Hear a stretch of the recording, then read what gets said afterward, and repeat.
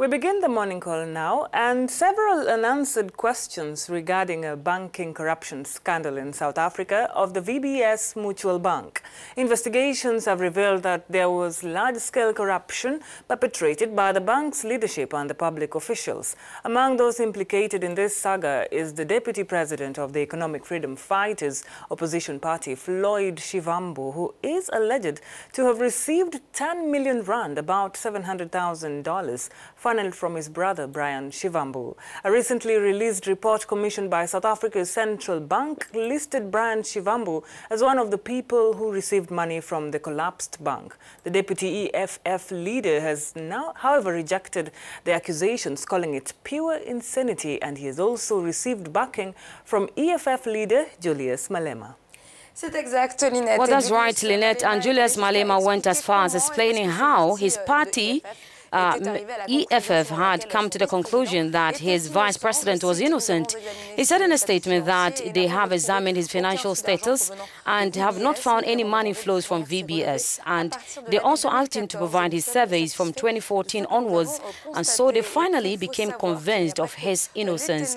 And then it should be noted that it is not only the members of EFF who are targeted in the corruption case. An exclusive City Press report implicated President Cyril Ramaphosa in the VBS Mutual Bank case, alleging that he remained passive while he was aware of ongoing corruption activities. Chris Hart is an economist in South Africa, and he joins us now to better understand this banking corruption scandal of the VBS Mutual Bank. Chris Hart, it's a pleasure to have you in the program today.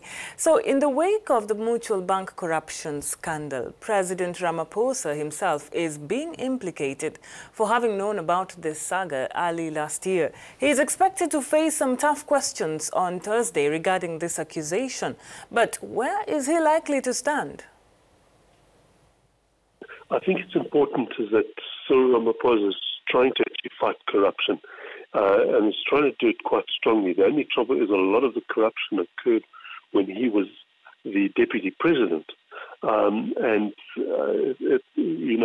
question always is how much did he know, and is he fighting corruption selectively? And that's, unfortunately, with corruption, I think you can fight corruption, but corruption fights back. And that really is the trouble. And I think what happened, he may well have known about it early last year, but I think they put in this forensic investigation to actually see the full extent of it. That's been published now, and in fact, it's a horror story. It's an absolute horror story, but it goes in conjunction with the state capture problems that we've seen associated with the previous President Zuma and the Guptas, who have fled to Dubai. So the whole problem with fighting corruption is it's taking attention away from getting the economy going. And part of the problem with the economic performance is that poor policies, over-regulation, the fact that the country is now slid to 110th most economically free country out of 162 means that we're actually closed for business, and we've been so focused on corruption rather than the need to actually look at reforms to open up the economy and actually stimulate investment. And it's interesting you have already touched on the issue of consequences. I mean, with the recent resignation of the finance minister, and now the EFF is backing its deputy leader, Floyd Shivambu, in this banking corruption scandal. But how are these events affecting the South African markets? Well, what happens is that there's no immediate effect in terms of that you can see volatility or anything like that.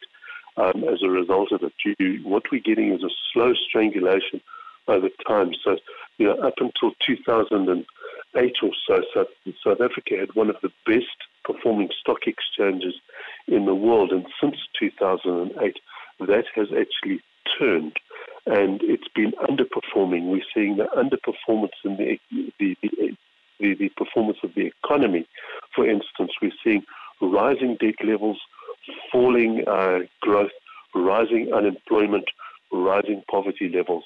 That was all trends that have been turned around since 2008. 2008 was almost like a switch being turned in the economy, where the economy turned from performing okay to a distinct underperformance against our Southern African peers, and other Sub-Saharan African peers, and also emerging market peers, where the underperformance has become increasingly stark. What's increasingly happening in terms of the market and the performance of the economy is that this year, for instance, at the beginning of the year, 2% growth was forecast. It now looks like it may well be lucky. We'd be lucky if we achieve 0.5%, and that's with the Ramaphosa boom.